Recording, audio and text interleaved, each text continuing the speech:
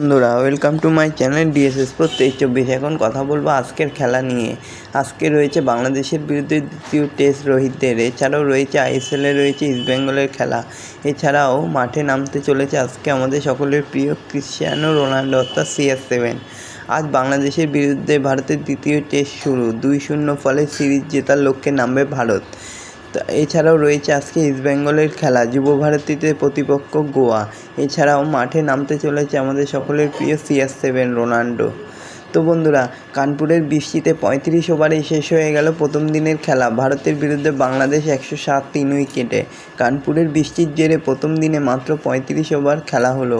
ভারতের বিরুদ্ধে প্রথমেই ব্যাট করতে নেমে বাংলাদেশের রান 3 উইকেটে 107 রান।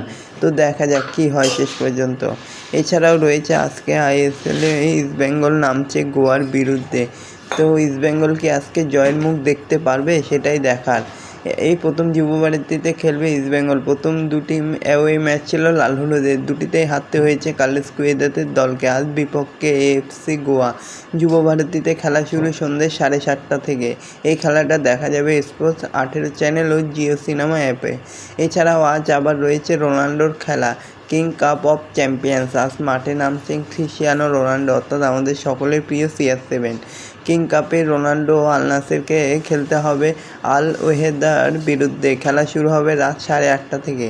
এছাড়াও রয়েছে শ্রীলঙ্কা বনাম নিউজিল্যান্ডের টেস্টের দ্বিতীয় দিনের খেলা শুরু হয়ে গেছে, যেখানে শ্রীলঙ্কা বনাম নিউজিল্যান্ডের দ্বিতীয় টেস্ট। প্রথম ইনিংসেই বড় রানের পথে শ্রীলঙ্কা। আজ দ্বিতীয় দিনের খেলা, 2 টেস্টের সিরিজে 1-0 ফলে এগিয়ে রয়েছে শ্রীলঙ্কা। আজ খেলা শুরু সকাল 10টা থেকে, তবে খেলা দেখা যাবে সোনি স্পোর্টস চ্যানেল ও ফান কোড অ্যাপে। তো এরকমই সব খেলার খবর প্রতিদিন জানতে হলে আমার চ্যানেলটিকে অতি শীঘ্র লাইক, কমেন্ট, সাবস্ক্রাইব করতে ভুলো না ও বন্ধুদের মধ্যে প্রচুর পরিমাণে শেয়ার করে দাও, যাতে আমার 4000 ঘন্টা ওয়াচিং খুব শীঘ্রই পূর্ণ হয়ে যায়। ধন্যবাদ সবাইকে।